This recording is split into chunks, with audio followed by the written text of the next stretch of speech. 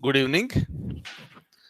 India is heading for 17th Lok Sabha elections from April 11th, 2019 onwards.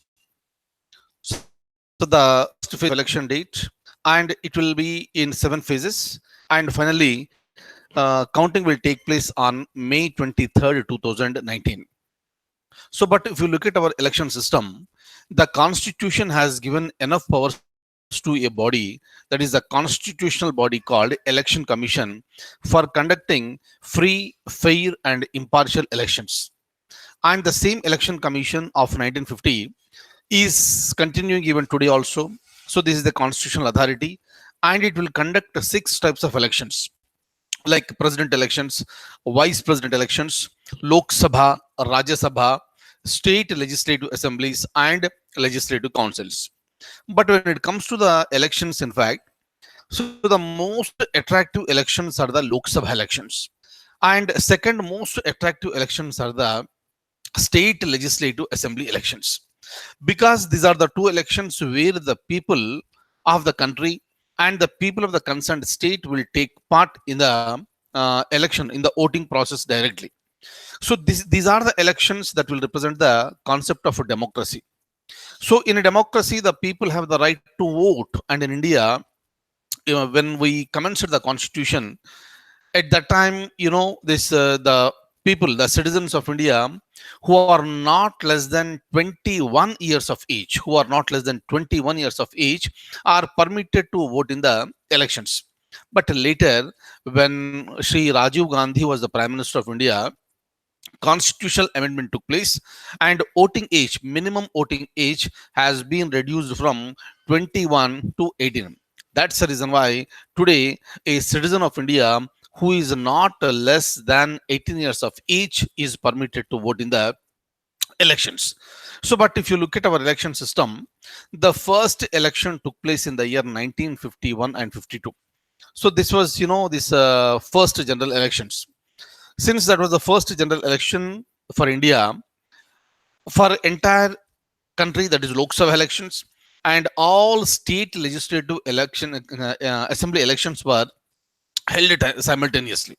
That is the reason why it took a longer period of time. And over a period of time, the number of voters also increased.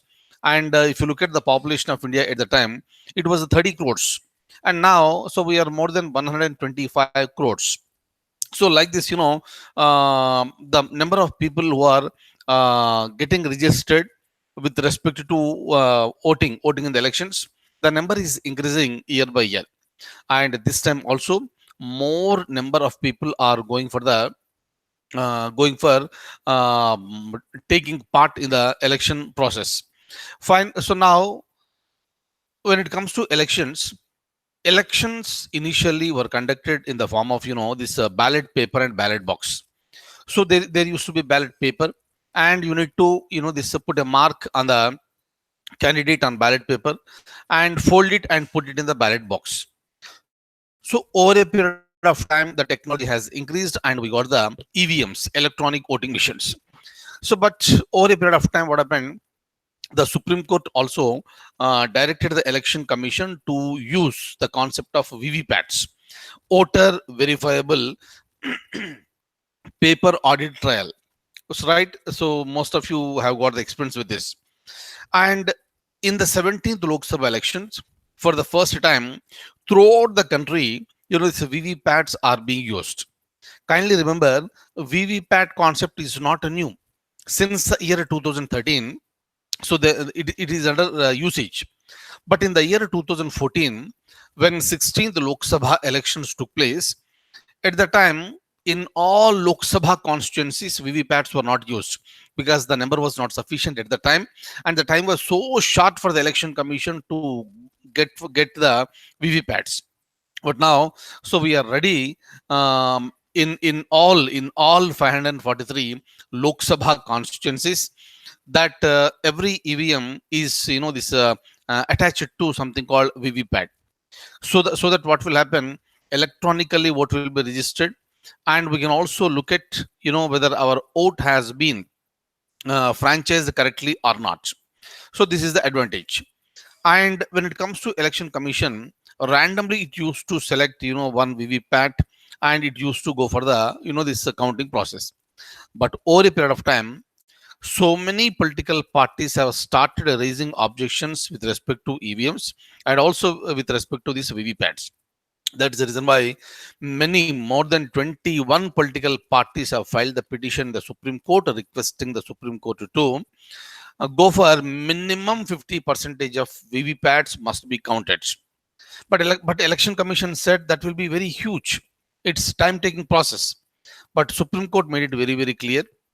You have to go for random picking up of VVPATs at least in 5 booths in every assembly segment.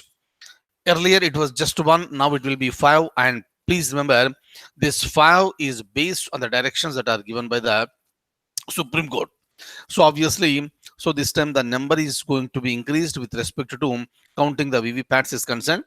So hence there is a possibility of little delay, little, not a complete delay, with a little delay with respect to the announcement of the results on May 23rd. But whatever it is, election commission is there, which is considered to be an independent body. And this Supreme Court, highest judiciary, right, it is giving directions and orders from time to time to conduct the free and fair elections. And obviously India is the largest democratic country in the world, and hopefully these elections also are going to be conducted very very very peacefully and fairly. And people of the country are this is starting exercising their franchise from tomorrow, that is April 11th 2019 onwards. Fine. But kindly remember one very important thing: since the constitution has given the powers to the election commission with respect to conducting the elections fairly, election commission assumes very important and critical role, especially during the time of the elections. That's the reason why the moment election schedule is released, election commission assumes all the powers. And normally what happens, if you look at any higher authority, maybe chief secretary, maybe DGP of a state, or police officers or other administrators, normally they are functioning under the directions that are given by the state government. But during the time of elections, those top authorities should also listen to the orders that are given by the election commission. For example, if you look at Andhra Pradesh recently, chief secretary, the topmost authority with respect to the administration in the state, and the senior most civil servant in the state, the chief secretary, has been replaced with some other person. And it happened for the first time in the history of any state. So meaning such a drastic step has been taken by election commission. Of course, political parties have criticized the election commission, but ultimately what election commission decides, that will happen. Kindly remember this one. For example, some states, they are going for the elections tomorrow. And the states that are going for the elections in the second, third, fourth, fifth, or sixth, seventh phases, you may please observe very clearly how the election commission is acting.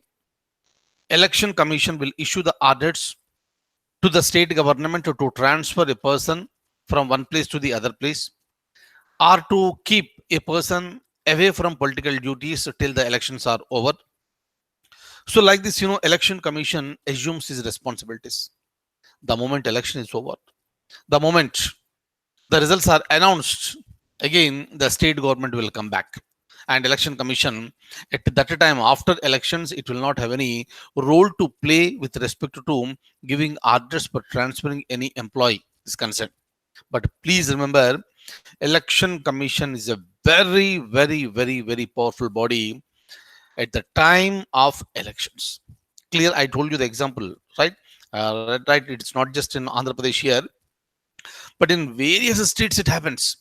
Various authorities at the higher level, they are being transferred from one place to the others, or they may be kept aside or away from the political duties. But for the first time in the history of India, in any state, the topmost administrative authority, the so-called chief secretary, has been put aside, and he has been replaced with another person. So that's the reason why So this is very much there in the news. Is that clear? And please remember, tomorrow there may be a question that during the Lok Sabha elections in the year 2019, which of the following states chief secretary has been set aside from the duties? Fine. And the answer is Andhra Pradesh. Please remember, though chief secretary is not directly related to the election duties or in any way is concerned, but the decision has been taken by the election commission and that must be obeyed by the concerned government. Right. So that's all for the day. And